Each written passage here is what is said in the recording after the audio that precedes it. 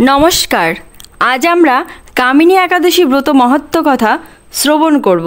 ভারত, বাংলাদেশ সহ এশিয়া মহাদেশের সকল দেশে, মধ্যপ্রাচ্যের সকল দেশে ব্রত পালন করতে হবে 21শে জুলাই সোমবার এবং পালনের সময় ভারতবর্ষে সকাল 7টা 37 মধ্যে। এটি শ্রাবণ মাসের কৃষ্ণপক্ষের একাদশী ব্রত, চাতুর্মাসের প্রথম একাদশী ব্রত। এই কামিকা একাদশী ব্রত সঠিক দিনে এবং সঠিকভাবে আপনারা পালন করবেন, তাহলে ভগবান অবশ্যই সন্তুষ্ট হবে। কারণ একাদশী মানেই হচ্ছে সংযম, আর সংযম মানে হচ্ছে ইন্দ্রিয়কে নিয়ন্ত্রণ করা। একাদশীর দিন বেশি বেশি করে নাম জপ করবেন, ভগবানের সেবা, পূজা, মঙ্গল আরতি করতে পারেন। বেশি বেশি করে শাস্ত্র অধ্যয়ন করবেন, শ্রীমদ্ ভগবদ গীতা এবং ভগবানের অন্যান্য শাস্ত্রও অধ্যয়ন করতে পারেন। ভগবানের চরণ কমলে তুলসী পত্র, পুষ্প অর্পণ করবেন, তুলসী গাছে জল দান করবেন, তুলসী পরিক্রমা প্রভৃতি করবেন। আপনারা অবশ্যই একাদশীর দিন একাদশী ব্রত মাহাত্ম্য শ্রবণ করবেন। এখন আমরা এই কামিকা একাদশী মহত্ব কথা শ্রবণ করি। শ্রাবণ কৃষ্ণপক্ষের কামিকা একাদশী ব্রত কথা ব্রহ্ম বৈবর্ত পুরাণে যুধিষ্ঠির শ্রীকৃষ্ণ সংবাদে বলা হয়েছে। যুধিষ্ঠির মহারাজ শ্রীকৃষ্ণকে বলেন, হে গোবিন্দ, হে বাসুদেব, শ্রাবণ মাসের কৃষ্ণপক্ষের একাদশীর নাম এবং মহত্ব সবিচারে আমার কাছে বর্ণনা করুন। তা শুনতে আমি অত্যন্ত কৌতূহলী। প্রত্যুত্তরে ভক্তবৎসল ভগবান শ্রীকৃষ্ণ বললেন, হে রাজন, পূর্বে দেবর্ষি নারদ প্রজাপতি ব্রহ্মাকে এই প্রশ্ন করলে তিনি যে উত্তর প্রদান করেছিলেন, আমি এখন সেই কথাই বলছি। আপনি মনোযোগ সহকারে তা শ্রবণ করুন। এক সময় ব্রহ্মার কাছে ভক্তশ্রেষ্ঠ নারদ জিজ্ঞাসা করলেন, হে ভগবান, শ্রাবণ মাসের কৃষ্ণপক্ষের একাদশীর নাম কি? এর আরাধ্য দেবতা কে? এই ব্রতের বিধি বা কীরকম এবং এই ব্রতের ফলে কি পুণ্য লাভ হয় তা সবিশেষ জানতে ইচ্ছা করি। আপনি কৃপা করে তা আমাকে জানালে আমার জীবন ধন্য হবে। শ্রী নারদের কথা শুনে ব্রহ্মা অত্যন্ত সন্তুষ্ট হলেন। তিনি বললেন, হে বৎস, জগজ্জীবের মঙ্গলের জন্য আমি তোমার প্রশ্নের যথাযথ উত্তর দিচ্ছি, তুমি তা শ্রবণ করো। শ্রাবণ মাসের কৃষ্ণপক্ষিয়া একাদশী কামিকা নামে জগতে প্রসিদ্ধা।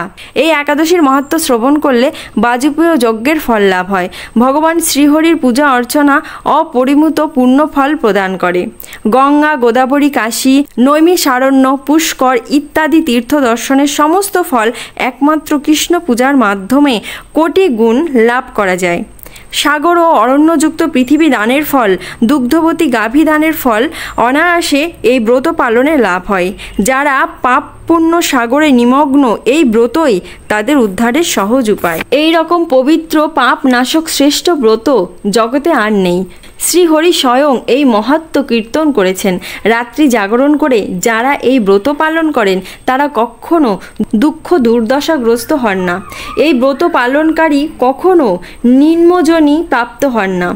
কেশপ্রিয়া তুলসী পাত্রে যিনি শ্রীহরি পূজা করেন, পদ্ম পাতায় জলের মতো তিনি পাপে নির্লিপ্ত থাকেন। তুলসীপত্র দিয়ে বিষ্ণু পূজায় ভগবান যেমন সন্তুষ্ট হন, মণি মুক্তাদি মূল্যবান রত্ন মাধ্যমেও তেমন প্রীত হন না। যিনি কেশবকে তুলসী মঞ্জুরি দিয়ে পূজা করেন তার জন্মার্জিত সমস্ত পাপ ক্ষয় হয়ে যায়।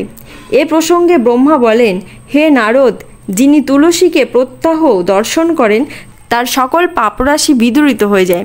যিনি তাকে স্পর্শ করেন তার পাপ মলিন দেহ পবিত্র হয়। তাকে প্রণাম করলে সমস্ত রোগ দূর হয়।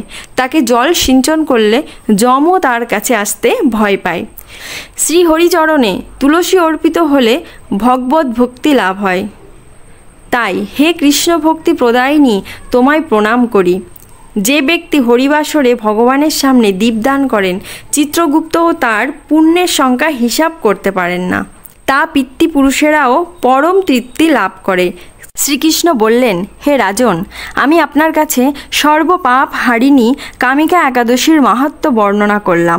অতএব যিনি ব্রহ্মহত্যা, ভ্রূণহত্যা, পাপ বিনাশী মহাপুণ্যফলদায়ী এই ব্রত পালন করেন ও এই মাহাত্ম্য শ্রদ্ধা সহকারে পাঠ ও শ্রবণ করেন, তিনি সর্বপাপ থেকে মুক্ত হয়ে বিষ্ণুলোকে গমন করেন।